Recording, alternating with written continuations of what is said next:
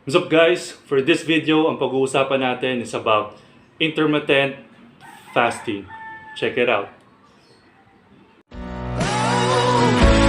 Take my body.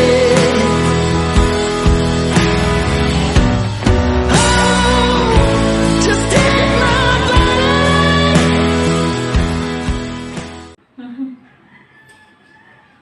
So yun guys, before we start, introduce ko lang ng self ko. I'm Coach Jerry, I'm a personal trainer, and I'm an online coach. So for this video, ang pag-uusapan natin is about intermittent fasting.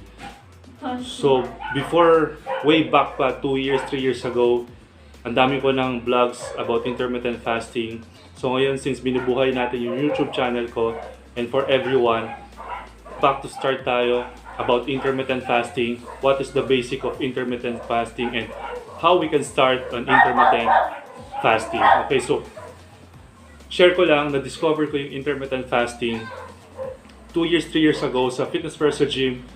May trainer and client nag-uusap about intermittent fasting, and it's a way daw on how people can lose weight or their body fat through IF. So IF yung pagbabanggit or intermittent fasting. So yung pagkakalala ko. Then nung narinig ko yon, as a trainer, na-curious ako kung ano nga ba yung intermittent fasting. So I did my research, nagbasa ako ng mga, nag-google ako and nagbasa ako ng mga studies about intermittent fasting. And since then, inaral ko na talaga yung intermittent fasting, and since then,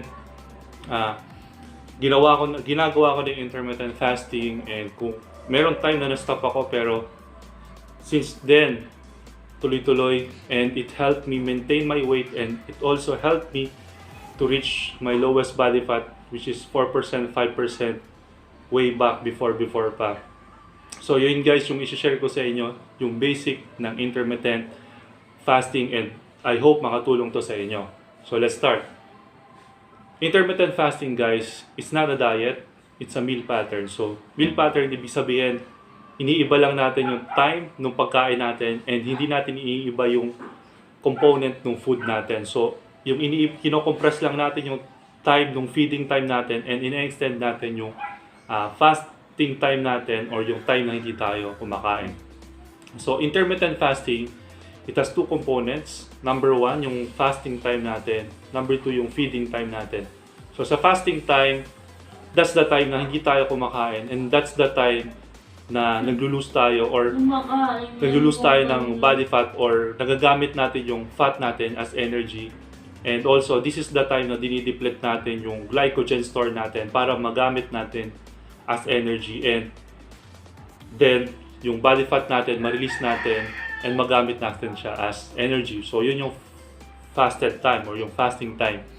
So second component, yung feeding time. Ito naman yung time na nagre-replenish tayo ng nutrients sa katawan natin. Ito yung compressed time sa 24 hours natin. So sometimes it's 8 hours, sometimes it's 6 hours. So ito yung sample ng intermittent fasting, yung 16-8. So 16 hours fasting time and 8 hours na feeding time. So normally, yung feeding time natin is 12 hours or more than pa. Ito na yung naging normal sa atin, naging norm natin, which is wrong. Kaya yung obesity sa atin is dumami talaga. And pumutok talaga yung obesity. Maraming tao na pataba ng pataba ay hindi naglo-lose ng weight because sa norm na breakfast, snack, lunch, snack, dinner, then snack, tas lagi pa nakaupo and wala tayong activity, hindi tayo gumagalaw-galaw. So, yun guys, kaya medyo marami talaga ngayon yung nag-gain, and hindi natin siya makontrol. So, in intermittent fasting, iibahin natin. Yung fasting time naman natin yung mahaba, and yung feeding time yung compressed. So, 16 hours tayo sa 16-8. 16 hours yung hindi tayo kakain. Iinom lang tayo ng water or black coffee as long as hindi siya nakaka-spike ng insulin. And dun sa compressed na 8 hours, dun natin napapasok yung macronutrients natin. So normally, yun nga, nagsi 6 meals a day tayo, or 4 meals a day. Sa intermittent fasting, 2 meals a day, 1 snack. So linilimit din natin yung meals natin in a day. So ano pa ba? Is the science behind intermittent fasting is pag nagpa-fast tayo, bumababa yung insulin level natin. And pag bumaba yung insulin level natin, there's a hormone na nag-elevate, which is glucagon, testosterone, which help our body use our body fat as energy. So parang ito yung key para magamit natin yung body fat natin as energy. And ang insulin kasi, share ko lang, sa mga hindi pa nakakalam, ang insulin kasi, it's the hormone that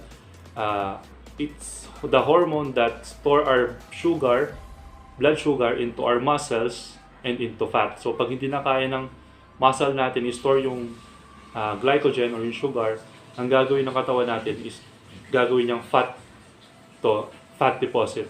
So kaya dumadami yung body fat natin because of elevated blood sugar na nakukuha natin sa kakakain ng carbohydrates and too much eating.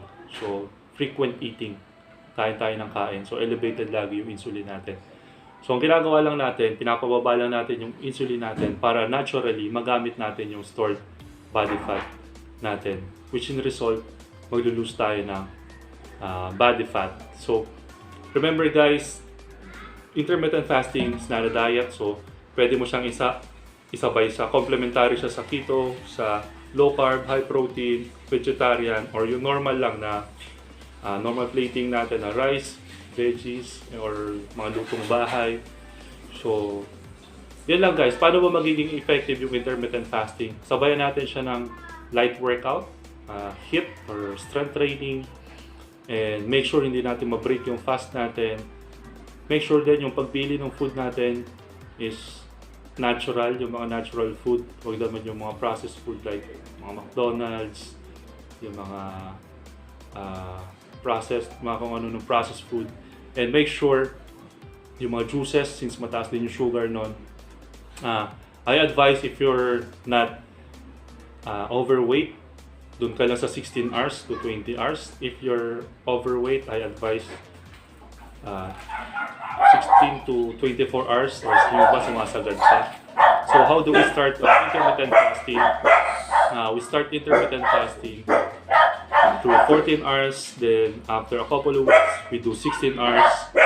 Then pwede natin i-maintain yon. And if we want to push ourselves into 20 hours to 24 hours, it depends on you sa level nung level mo or kung overweight ka ba talaga and gusto mo talaga mag-lose ng weight. Ano pa ba? So, yun lang guys. Intermittent fasting, it's an effective way to lose weight. Hindi lang lose weight, to heal our body since merong nangyayari sa katawan natin pag nagpa-fast, i-explain ko sa inyo.